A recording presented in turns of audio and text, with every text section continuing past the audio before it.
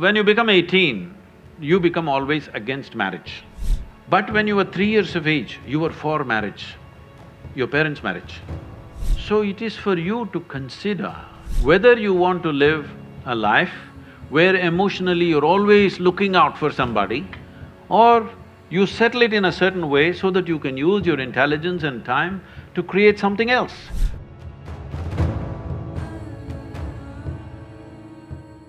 I had this belief, or in fact maybe I was made to believe this whole concept of one life, one partner.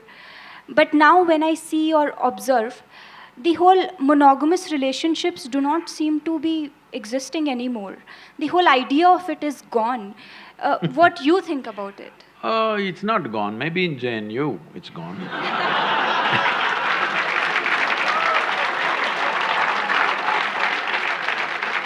In the rest of the world, it's not really gone. Even if you go to United States where there seems to be so much promiscuity, even there, when people marry, they believe it's for life. But of course, 2 years later, life gets over.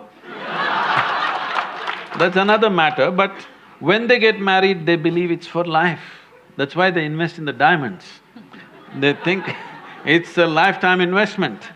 They're putting on that, but unfortunately, for all kinds of things, relationships go wrong. And one reason they go wrong so easily is because people are meeting much later in their life. See, when people met much younger, when their personalities were not concretized, they met early, 17, 18, then two people became like one person very easily. Now they're meeting at 30. Now both are concretized, two concrete blocks. But I'm seeing young people, if they marry, they hang on. If people marry over 50 years of age, they hang on because they have again softened up, concrete is again. Between 30 and 50, it's a bit of a concrete block, strong persona. Now, friction happens. Well, if they are wise, they will find something beyond. Well, monogamy and polygamy or whatever kind of gamy, if you want to see, the important thing we need to understand is, we are all here, you and me are here. This means a man and woman came together some time ago. Maybe you think their parents, they don't love, they don't do sex, they don't do anything. Just because a priest uttered a mantra, you were born, probably. No, it's not like that. Somebody had a physical need, so they handle it through marriage, and we are here. When you become 18, you become always against marriage. But when you were 3 years of age, you were for marriage, your parents' marriage. When you were 3 years of age, were you not glad your parents had a stable marriage? Hello? Yes. When you're 18, you think of free sex and no marriage and everything.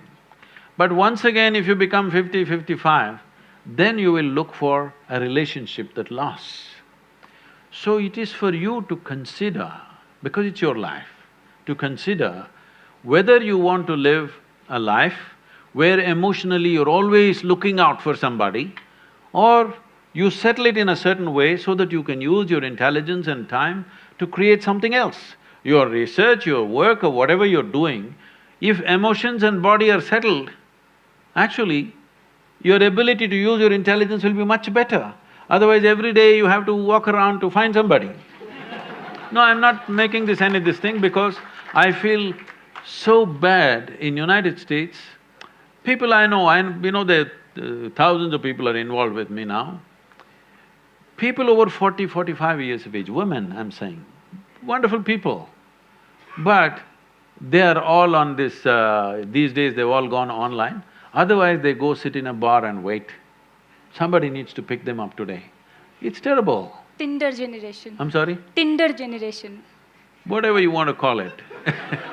When a woman at 45 should have been loved and respected in a proper atmosphere, now she's sitting there looking for some strange guy to come her way, and she's going to make the judgment in the next 10 minutes when he buys her a drink or a dinner or something.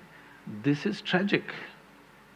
This doesn't mean everybody will go that way, but you must think of the larger well-being. Before you break a social structure, you must think whether we can replace it with a better structure.